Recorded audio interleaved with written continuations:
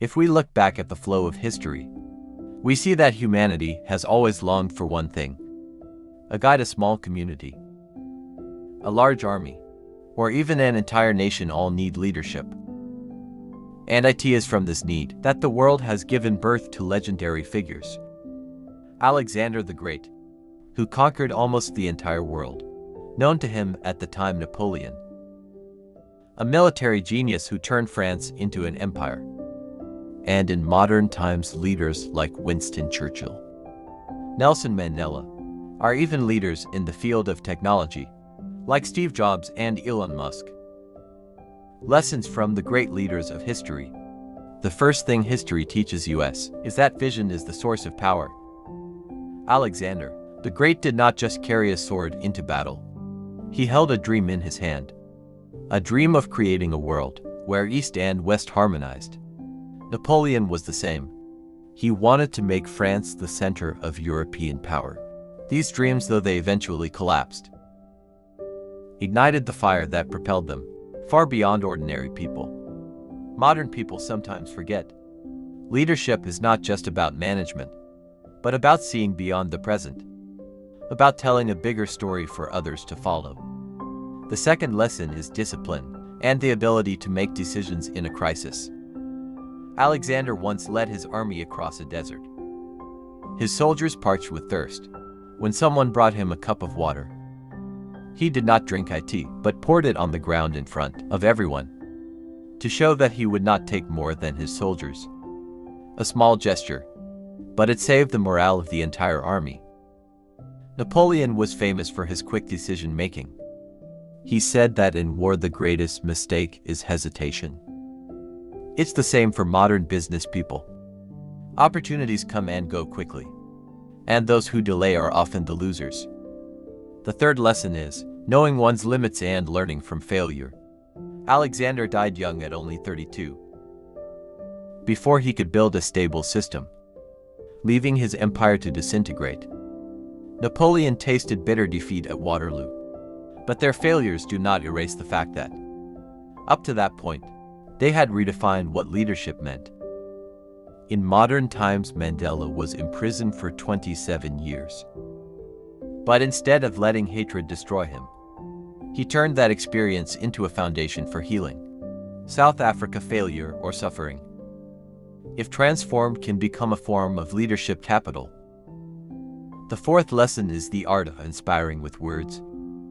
Churchill kept Great Britain from surrendering to Nazi Germany with nothing more than his soul-stirring speeches. Steve Jobs didn't just sell phones or computers. He told the world a story about changing the world. Through creativity, a leader's words are not empty. They can become a weapon, a bridge connecting the hearts of millions. And finally, history also gives us a bitter truth. All power has its limits. Every empire declines. Every leader falls. But what remains is their mark on the human mind. A great leader is remembered, not just for their victories, but for how they passed on belief, aspiration, and spirit to the next generation. The unwritten rules of leadership. What's fascinating, when looking back at the great leaders in history, is that no one led by the same formula. Each was a reflection of their own context and personality. Alexander led with charisma and audacity. Napoleon with organizational genius and speed. Churchill with words and perseverance. Mandela with forgiveness. And modern tech leaders with bold innovation. But behind these differences, there is a common thread: they all made others believe that following them was the right thing to do.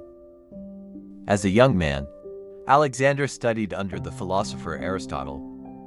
He was not only taught how to wield a sword, but also how to see the world through a philosophical lenses. This foundation made him different. He conquered not just to seize land, but to spread Greek culture, creating a world where East and West blended. Alexander's leadership was therefore not just military power, but the power of a civilization vision. This is a lesson for anyone today. If you only chase short-term goals, success may come and go, but if you attach yourself to a cultural vision, You can leave a legacy that transcends time. Napoleon is another example. He did not come from the nobility, but from an ordinary family on the island of Corsica. He rose through ability through strategic genius. This shows us that leaders are not necessarily born, but can be made.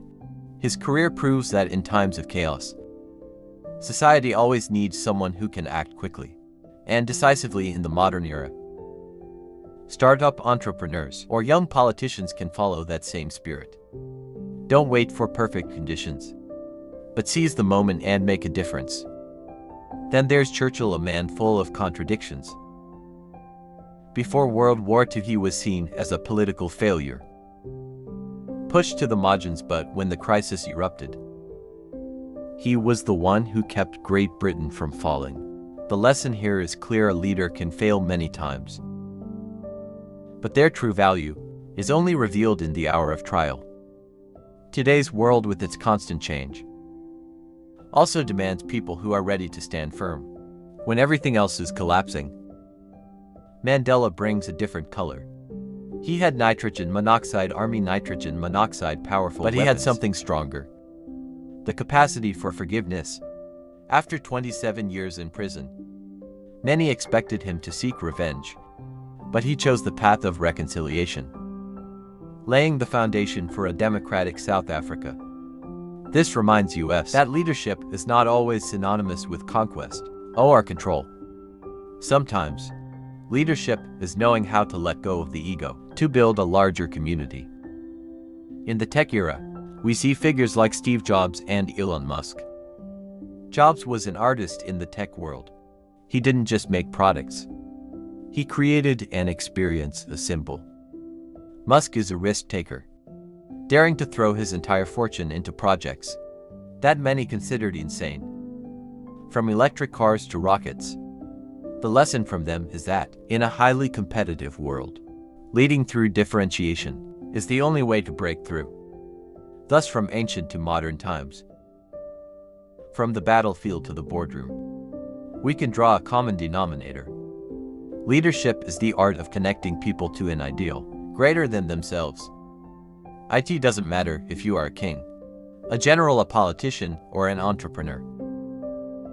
If you only work for your own interests, your power will be fragile. But if you make others feel they are contributing to something great, that power will spread without limits, leading from where you are.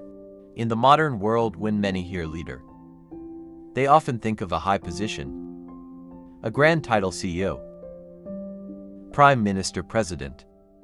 But the lessons from history show us that leadership is, first and foremost, a state of mind, not a chair. Alexander was commanding armies before he was 20. Napoleon began his career as an unknown officer. Mandela started as a marginalized lawyer. Steve Jobs was once fired from the company he founded. They did not wait until they had a title to lead. They led from when they were small, with their actions and their beliefs. This suggests our first lesson. Lead yourself first. Before you expect anyone to follow you, you must learn to discipline yourself. Alexander would wake up with his soldiers, walk with them in the heat and thirst. Churchill read thousands of books to sharpen his mind. Jobs practiced his presentations to the point where every gesture, every glance was prepared. If you want to lead a team, a company, or even just your family, start by managing your own time, emotions, and personal commitments. The second lesson: vision is more important than a detailed plan. Napoleon once said, "My strategy is to always be ready to change." A modern leader can make a 5-year or 10-year plan, but the world changes daily. New technology, economic crises, pandemics, wars. What keeps you steady is not the specific plan, but a grand vision, a compass to keep you from losing your way. Jobs didn't know how successful the iPhone would be, but his vision was clear: to create products that changed the way people live and work. The third lesson is the art of decision-making. Alexander, Napoleon, and Churchill were all famous for their ability to dare to decide and take responsibility. In today's world, we often hesitate because we fear making mistakes.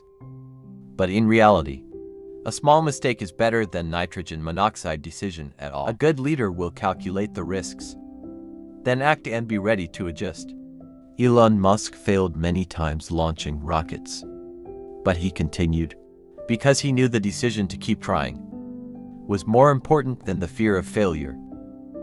The fourth lesson: strength comes from the trust of others. Alexander could not have conquered the world if his soldiers didn't believe in him. Mandela could not have changed South Africa if the people did not place their hope in him. Jobs could not have turned Apple into an empire without a team that absolutely believed in his vision. Leadership ultimately is an unwritten contract. Others give you their trust, and you must prove you are worthy of it. The fifth lesson: failure is not the end, but a leadership asset. Napoleon lost his empire, but his name is etched in history. Churchill failed many times before succeeding. Jobs was fired from Apple and then returned to lead the company to its peak. Failure did not kill them. It forged in them the strength to become icons. The world today is the same. If you have never failed, you will find it hard to have the depth to lead others.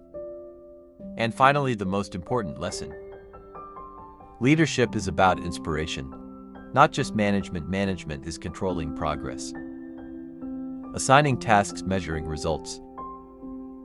Leadership is lighting a fire so that each person willingly follows because they believe they are contributing to something great. That is why the speeches of Churchill, the product launches of Jobs, or the lessons of forgiveness from Mandela are remembered for decades, even centuries later. In today's world, you may not be a president or a CEO, but anyone has the opportunity to lead a small group of friends, a family, a personal project. And when you learn from the examples in history, you will see leadership is not the privilege of a few, but a journey that anyone can embark upon if they dare to train themselves, dare to dream, and dare to ignite belief in others. The subtle skills of a great leader. A great leader stands out not only for their vision or victories, but also for their subtle skills in navigating people and circumstances. These skills are not innate, but are honed through time, challenges, and sometimes bitter failures. The art of persuasion. Alexander could conquer cities with swords, but holding them required words. He often allowed cities that surrendered to retain their traditions and culture in exchange for their loyalty. Mandela did not change South Africa by force, but by his ability to persuade his enemies that peace was better than hatred. In the modern world, persuasion is a vital skill. From negotiating in business and calling for investment, to simply getting a group of people to believe in your idea. A good leader knows to listen before speaking, to touch emotions before presenting logic, the ability to withstand pressure. Churchill once said, "If you're going through hell, keep going." During the dark years of World War II, he faced immense pressure. Bombs falling on London, the opposition demanding peace talks with Hitler. A panicked populace, he held his ground because he understood that if he wavered, the entire nation would collapse. Today, pressure comes from many directions: work, family, financial crisis. A true leader is not someone who doesn't feel pressure, but someone who knows how to turn it into energy, keeping others convinced that everything is still under control, building trust without trust. All strategies are meaningless. Alexander built trust by sharing hardships with his soldiers. Napoleon built trust with his strategic genius and successive victories. Jobs built trust through perfectionism in his products. He made his employees understand they weren't just making computers, but creating the future. Trust cannot be built by command, but by consistency between words and actions. If you promise and you deliver, others will follow you even in a storm. Flexibility and adaptability. Napoleon was famous for strategies that changed in the blink of an eye, adjusting his formations as soon as he saw an opportunity. Mandela, after his release from prison, transformed from a hardline activist into a symbol of reconciliation. Even Musk has repeatedly adjusted the roadmaps for Tesla and SpaceX to adapt to reality. The world changes quickly, and a good leader is not one who clings to a plan, but one who holds firm to the goal while remaining flexible on the path to get there. The ability to inspire Churchill could turn words into a fire in the hearts of his people. Jobs could turn a dry tech product into a story about creativity and humanity. Mandela could turn personal suffering into a collective hope. Inspiration is the skill of turning my idea into our dream. A leader can give orders to make people work, but only inspiration can make people pour their whole hearts into it, foresight, and connecting with the next generation. Alexander died young, leaving his empire to crumble. Napoleon failed because he did not create a sustainable system. In contrast, leaders like Mandela left behind a democracy that still exists. After his death, Jobs passed away, but Apple continues to thrive, thanks to the vision he sowed. A good leader doesn't just think about the present, but also builds the systems, culture, and people for the next generation to carry on. All of these skills, when combined, form the portrait of a true leader. Not everyone can become an Alexander or a Jobs, but anyone can learn to lead a small team, a small company, or simply themselves. Because in the end, leadership is not about how many people you stand above, but about how many people you help to go further than they thought they could. The lessons learned from failure. History is remembered not only through its victories, but also through its failures. In fact, failure often leaves a deeper mark, because it exposes human nature and the limits that power cannot overcome. Alexander the Great is the classic image of an explosive leader who conquered everything but left nitrogen monoxide foundation for the future. He died at 32 without preparing a system of succession. The vast empire he built collapsed within a few years, leaving a bitter lesson for posterity. Individual talent, nitrogen monoxide, matter how brilliant, is not enough to sustain an empire without sustainable institution building. Napoleon, who carried an endless fire of ambition, is a testament to the price of a lack of restraint.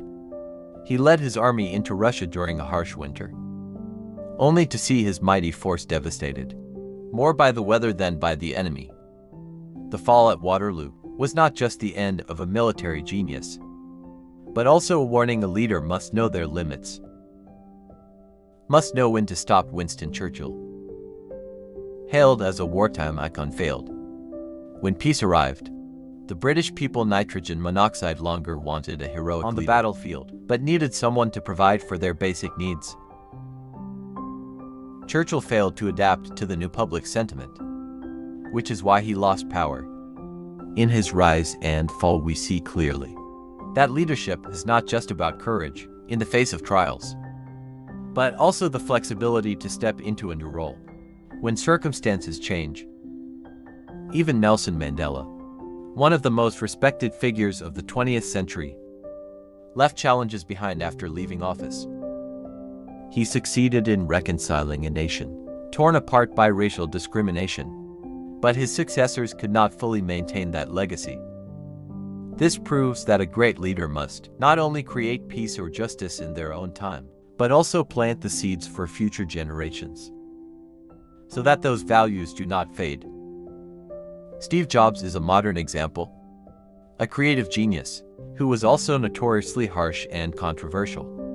His perfectionism and rigidity helped him create world-changing products, but they also got him pushed out of the very company he founded. His story reminds us that while severity can build masterpieces, without empathy it can break the team. In the current era, Elon Musk is the most watched figure, an icon who is both revered and criticized. He has his hands into many projects, From electric cars and space exploration to artificial intelligence and social media. If he succeeds, Musk will be praised as a genius ahead of his time. But if he fails, his overextension and excessive ambition will become his fatal flaw. And from this, history once again reminds us. A leader cannot win on all fronts, but must know how to choose which battles are worth fighting. Looking back at these stories, a truth emerges: nitrogen monoxide leader is perfect. The brightest glories are often accompanied by cracks. But it is these cracks that make their stories more human, more relatable, and more useful for those who wish to learn. Victory can teach us how to rise, but failure teaches us how to stand firm. And perhaps the greatest value of leadership lies not in the fact that they never stumbled, but in what the world learned from those stumbles. The many styles of leadership. If we look deeper into history, we see many different leadership styles, and each style reflects the leader's beliefs about people, power, and how the world works. Some leaders choose to lead by fear. Genghis Khan is a prime example. His reputation spread across Asia and Europe, not only because of his victorious battles, but also because of the brutality he inflicted on cities that resisted him. For him, fear was a weapon.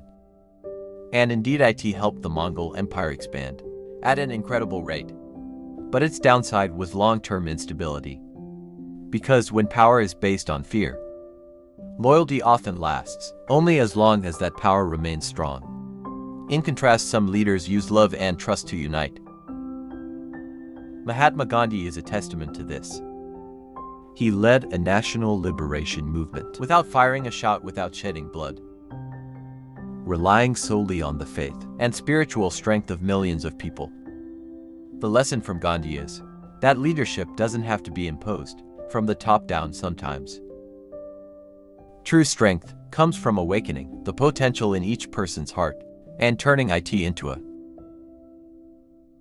Some leaders choose the path of intellect and vision. Figures like Abraham Lincoln demonstrated this. During America's painful division, he was not just a politician, but also a thinker. His short, concise speeches like the one at Gettysburg not only called for unity, but also laid the moral foundation for a modern, democratic nation. This is the kind of leadership that doesn't just issue commands, but builds a common philosophy for everyone to follow. There are also those who lead by their very presence, by their personal charisma. Alexander the Great used to ride at the forefront in fierce battles, charging straight into danger, to show his soldiers that he would not ask them to do anything he himself would not dare. This commitment created a powerful emotional bond, making his army willing to follow their king to the ends of the earth. Today, in the age of technology and media, leadership styles have also changed. A CEO may not need to step onto a battlefield, but they need the ability to inspire through speeches, new products, or even just a tweet. Elon Musk understands this and uses it to capture the world's attention. In contrast, people like Satya Nadella at Microsoft choose a quieter leadership style, focusing on nurturing corporate culture, placing trust in employees, and thereby reviving a corporation once considered obsolete. All of these styles, though different, point to one truth: leadership is not a fixed template. IT is more like art than science. Some paint with bold strokes, others with soft lines, but all leave behind a picture that others can look at and feel its power. The important thing is not to choose the right style, but to find the style that fits oneself in the circumstances of one's time.